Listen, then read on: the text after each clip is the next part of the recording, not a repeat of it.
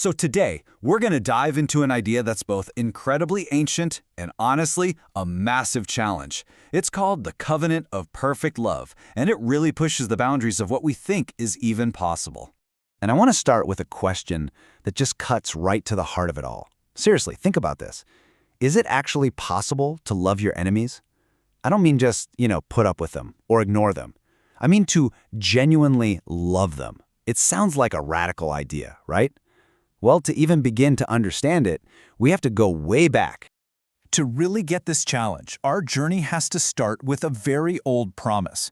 This wasn't just a set of rules, it was a foundational agreement, something that formed the very bedrock of an entire people's identity. Now, what's so interesting here is the specific language being used. The source text makes it clear that Moses is reminding his people of their unique role. They are bound by a covenant to be a holy people, and those two ideas, they're totally connected. So what even is a covenant? Well, it's way more than just a contract.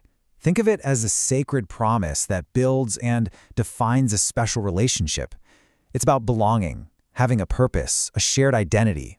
And in this case, that identity was to be holy, which really just means set apart or dedicated to something special. Okay, so you have this foundational covenant, this special relationship, but that was just the starting point. Because then a radical update gets introduced, a brand new challenge that takes this whole idea and stretches it to its absolute limit. And this is where you can really see the shift in thinking. On one side, you've got the common wisdom, something we can all get behind. Love your neighbor. But then, boom, in comes this new command from Jesus, and it's designed to be shocking. Love your enemies.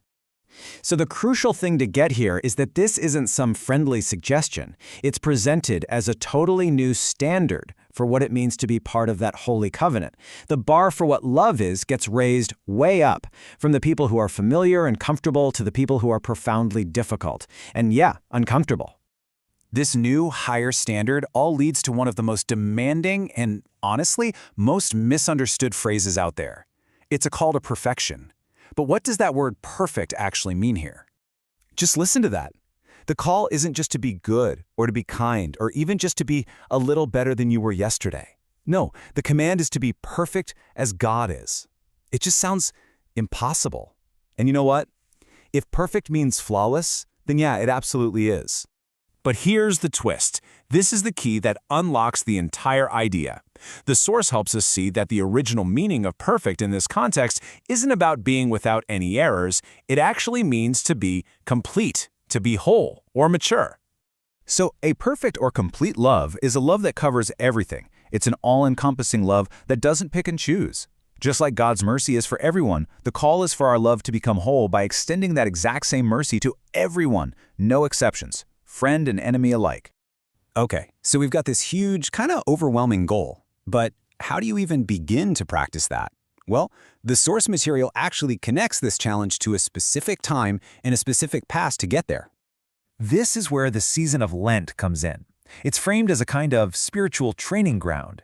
It's a designated period of time for us to intentionally focus on this very difficult work, the work of perfecting or completing our love by pushing its boundaries. This slide just lays it all out so clearly. It's the whole journey of this idea. You start with the foundation, the covenant to be holy. Then, that identity gets pushed and elevated by the radical command to love all. This points us toward the real goal, not flawlessness, but a perfect, complete love. And finally, that huge goal is made real through a dedicated practice, like Lent, where we actually do the work. And let's be super clear here. The goal isn't a feeling. It's an action. The path to this complete love isn't about feeling loving all the time. It's about the active, conscious, and yeah, sometimes really hard choice to extend mercy to all people. So, what have we learned? Let's just do a quick recap. We started with an ancient covenant to be holy. We saw how that was completely flipped on its head by the command to love even our enemies. We learned the goal isn't some impossible, flawless state, but a perfect or complete love. And we practice that love by actively extending mercy to everyone.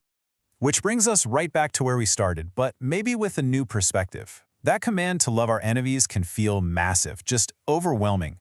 But what if we just shrink it down for a minute? Forget the whole world. How does your world, and then maybe the wider world, start to change if you and I just commit to extending mercy to one single person we consider an enemy? Now that's something worth thinking about.